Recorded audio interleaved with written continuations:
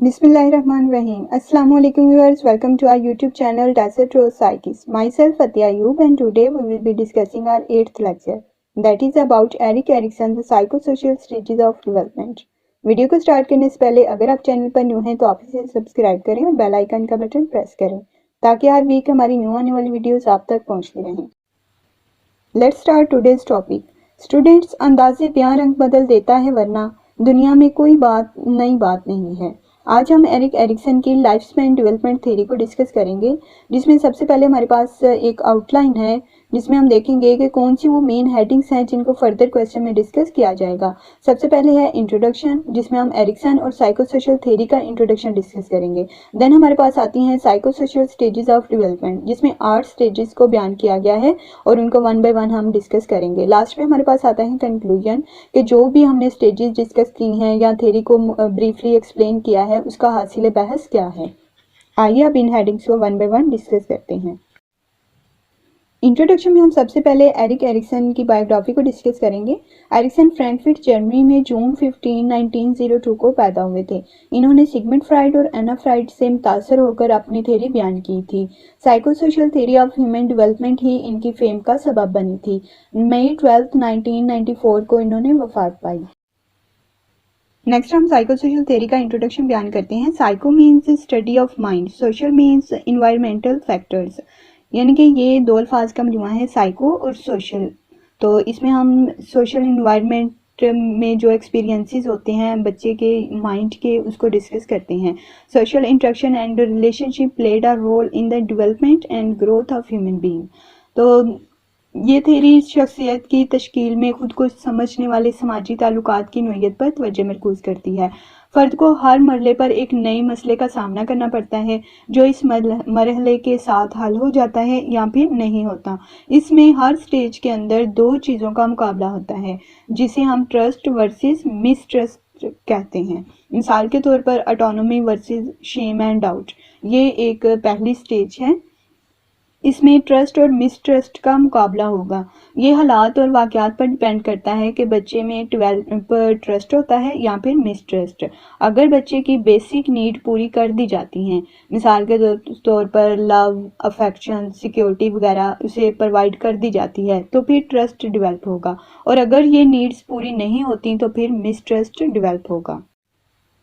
Now we discuss second heading of our outline, that is about stages of psychosocial development. Erikson ने एक book publish की थी 1950 में जिसका नाम चाइल्डहुड एंड सोसाइटी था। उसमें इसने अपनी 8 स्टेजेस को बयान किया था। इसका कहना था कि हर स्टेज के अंदर पर्सन को चैलेंजेस और क्राइसिस का सामना करना पड़ता है। अगर पर्सन सक्सेसफुली हर चैलेंज का सामना कर ले, उन क्राइसिस का कोप करे, तो फिर वो एक हेल्दी पर्सन के तौर पर नेक्स्ट स्टेज में जाता है।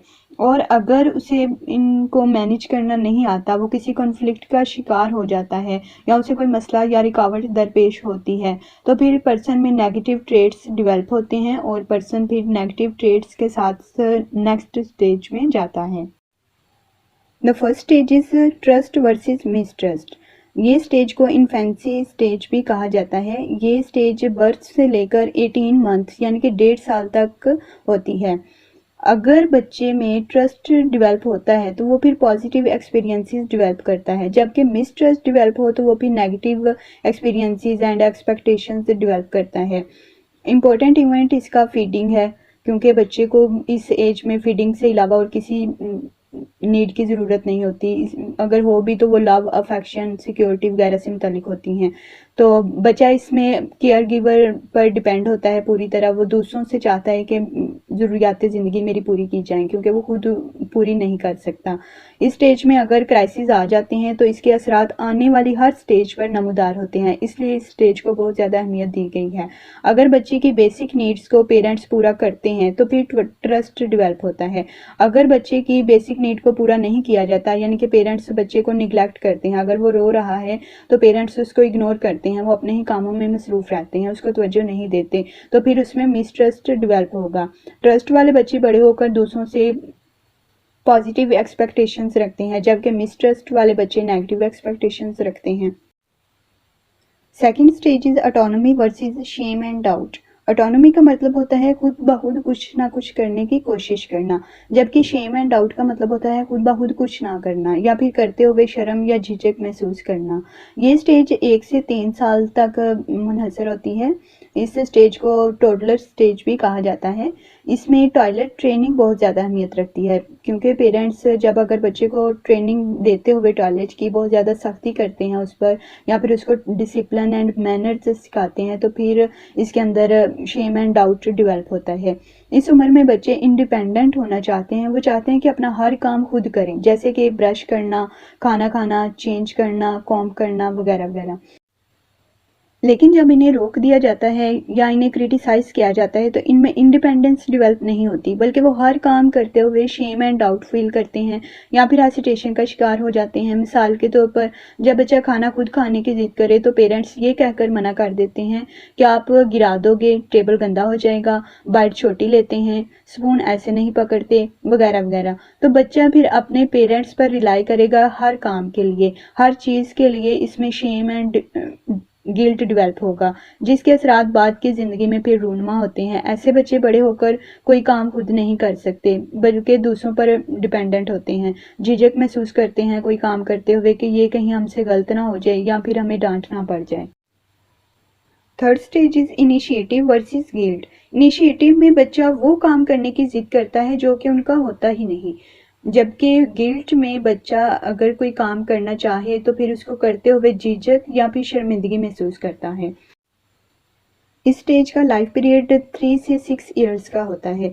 इसे प्री स्कूल स्टेज भी कहा जाता है, क्योंकि अब बच्चा स्कूल जाने से पहले जो उम्र है उसकी, वो सारा वक्त अपने पेरेंट्स के साथ स्पेंड करता है। अगर मदर उसकी वर्किंग वीमेन है तो वो देखेगा कि मदर मेरी अब काम पर कैसे अपने क्लाइंट्स को डील करती हैं, अगर वो डॉक्टर हैं, या फिर अगर मदर उसकी हाउस वाइफ हैं तो वो फिर देखता है कि मदर मेरी डस्टिंग कैसे करती हैं, खाने कैसे बनाती हैं, कपड़े वॉश कैसे करती हैं। तो उसका भी फिर दिल करता है मैं ये सब काम करूं, तो वो उनकी हेल्प के लिए जब मदर के पास जाता है, मिसाल ले लें कि अगर मदर उसकी कपड़े वॉश कर रही हैं तो बच्चे का दिल करेगा कि मैं भी इनकी हेल्प करूं, मैं भी इनकी मदद करूं काम करते वक्त।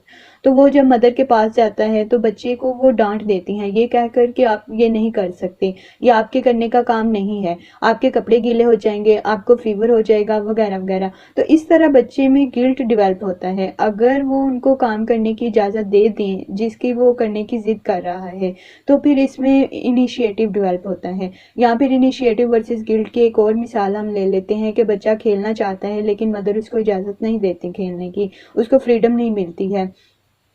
तो अगर वो कोई क्वेश्चन करता है मदर से तो उसको ये कहकर डांट दिया जाता है कि आपकी ये उम्र है इस तरह के क्वेश्चन करने की, या फिर अब भी आपकी उम्र नहीं है, आपको वक्त के साथ साथ इसका जवाब मिलेगा।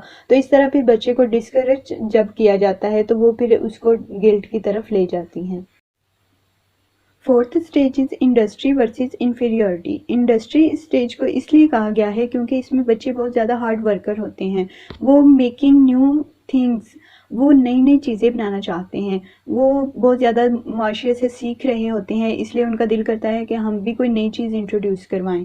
और इंफीरियरिटी में बच्चे जब दूसरों को देखते हैं कि वो कोई नया कर रहे हैं तो वो खुद को समझते हैं कि हम इस काबिल नहीं हैं, हम ये नहीं कर सकते, क्योंकि उनमें पहले ही शेम, गिल्ट एंड डाउट जैसी सिफात पैदा हो चुकी होती हैं। और इस स्टेज में आकर भी वो कहते हैं कि हमारा रुतबा उन दूसरे बच्चों के जैसा नहीं है, हम उनके जितने ज़हीन या फिर काबिल नहीं हैं, हम ये नहीं कर सकते।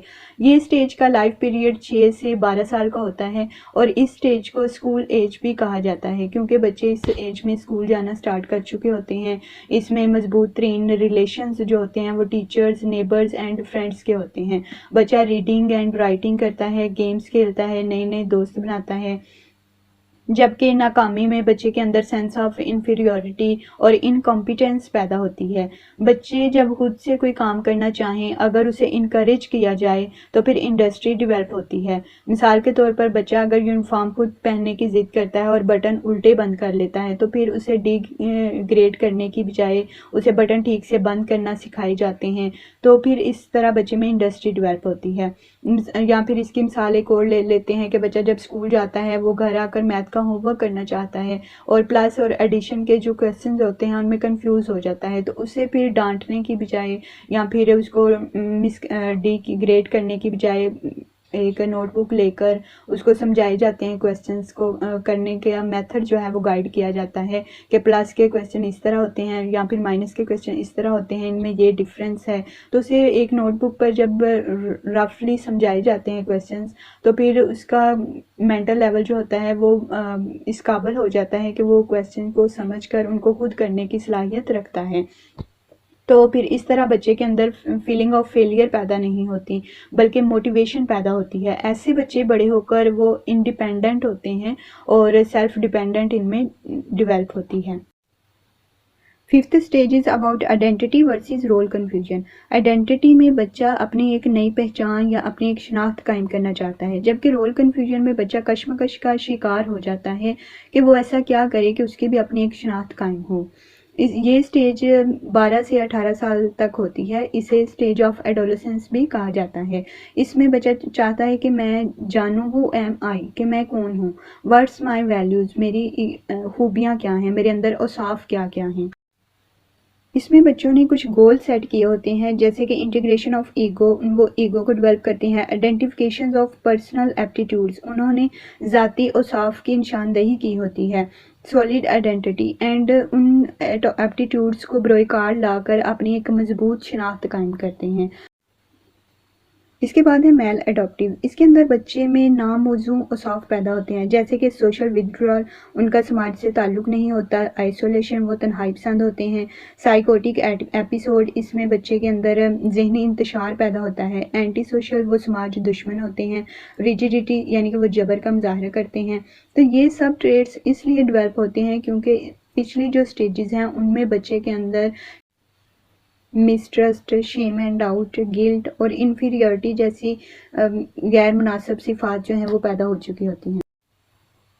Sixth stage is intimacy versus isolation. Intimacy means बेतकल्फी और आइसोलेशन मीन्स तन्हाई पसंद। ये स्टेज 19 से 40 ईयर्स तक होती है। इस स्टेज को यंग अडल्ट स्टेज भी कहा जाता है। जो इंटीमेसी है, ऐसे पर्सन जो होते हैं वो नए नए दोस्त बनाते हैं, मोहब्बत करते हैं, उनका सोशल सर्कल बहुत ब्रॉड होता है। इवन कि ऐसे पर्सन जब किसी स्ट्रेंजर से मिलते हैं तो इतनी बेतकल्फी से बातें करते हैं कि दूसरा पर्सन सोचता है कि पता नहीं ये एक दूसरे को कब से जानते हैं। जबकि इसके ऑपोजिट अगर देखा जाए तो जो लोग आइसोलेटेड होते हैं वो लव या फिर फ्रेंडशिप पर बिलीव नहीं करते, वो इंट्रोवर्ट होते हैं। उनकी ज़िंदगी जो होती है वो सिर्फ अपनी ज़ात तक ही महदूद होती है। Seventh stage is about generativity versus stagnation. Generativity means पैदाइशी सलाहियत रखने वाला शख्स, यानी कि इसमें बच्चे के अंदर दोबारा से बच्चों जैसी सिफात जो है वो पैदा होना शुरू हो जाती है, उनके जैसा खेलना, बातें करना वगैरह वगैरह। और स्टैग्नेशन का मतलब होता है जमूद या फिर फिक्सेशन का शिकार हो जाना, यानी कि वो सोचता है कुछ नहीं वो कर सका अपने लिए। तो ये स्टेज 40 से 65 ईयर्स की होती है। इसे मिडल एडल्टहुड एज भी कहा जाता है। Person concern with the next generation, इसमें पर्सन का ताल्लुक आने वाली नस्लों से होता है। एंड हेल्पिंग अदर्स, यानी कि वो दूसरों की मदद भी करता है। वेल एडजस्टेड, चीज़ों को एडजस्ट करना जानता है, मसाइल का हल निकालना जानता है। हाईली ऑटोनोमस, यानी कि खुद मुख्तारी होती है उसके अंदर बहुत ज़्यादा। सेटिस्फाइड विद लाइफ, और वो अपनी ज़िंदगी से मुतमईन होता है। जबकि stagnation develops when individual sense that, ये उस वक्त पर्सन में आती है जब पर्सन सोचता है they have done nothing for the next generation, कि वो अपने लिए या फिर आने वाली नस्लों के लिए कुछ नहीं कर सका। Eighth stage is integrity versus despair. Integrity का मतलब होता है कुलियत, यानी कि पर्सन अपने आप को वो वाहिद शख्स समझता है जिसने सब कुछ हासिल कर लिया हो। और डिस्पेयर में मतलब होता है कि वीरानी, यानी वो समझता है कि वो वाहिद शख्स है जिसने कुछ हासिल नहीं किया। ये स्टेज 65 से स्टार्ट होती है और डेथ तक रहती है। ये स्टेज को हम ओल्डर एडल्ट स्टेज भी कहते हैं। इस स्टेज में रिटायरमेंट की उम्र होती है पर्सन की, वो खुद को दूसरों के लिए वक्फ कर देता है। और वो पहले वाली सारी स्टेजेस में अगर चैलेंजेस को फेस करता है तो इस उम्र में वो मुतमईन और खुश होता है। जबकि इसके बरअक्स वो पहली किसी स्टेज में क्राइसिस का सामना करता है तो उस उम्र में वो खुद को यूज़लेस समझना शुरू कर देता है और सोचता है कि इसने अपनी ज़िंदगी ज़ाया कर दी है, इसने अपने लिए या फिर दूसरों के लिए कभी कुछ नहीं किया, वो बहुत लेट हो चुका है। तो ये सारी फीलिंग्स उसको रेग्रेट यानी पछतावे की तरफ ले जाती हैं। It's time to discuss the last heading of our outline, that is about conclusion. Erikson की थ्योरी दूसरी थ्योरी से बहुत ज़्यादा मुख्तलिफ है क्योंकि इसमें उसने 8 स्टेजेस को बयान किया है जो कि पर्सन की बर्थ से स्टार्ट होती हैं और उसकी डेथ पर एंड होती हैं, और हर स्टेज पर्सन की साइको सोशल डेवलपमेंट को बयान करता है। एरिक्सन का कहना था कि हर स्टेज में पर्सन को किसी न किसी क्राइसिस का सामना करना पड़ता है और ये बहुत ज़्यादा ज़रूरी है कि हर क्राइसिस को उसी स्टेज के अंदर डिज़ोल्व कर लिया जाए ताकि उसके असरात नेक्स्ट जो स्टेज है उसमें मुंतकिल ना हो। तो स्टूडेंट्स, ये था हमारा आज का lecture. I hope so you can understand it very well, but if you face any type of difficulty then ask me in comment section. I will try my best to guide you. Thanks for watching. See you in the next video. Till then, take care and Allah Hafiz.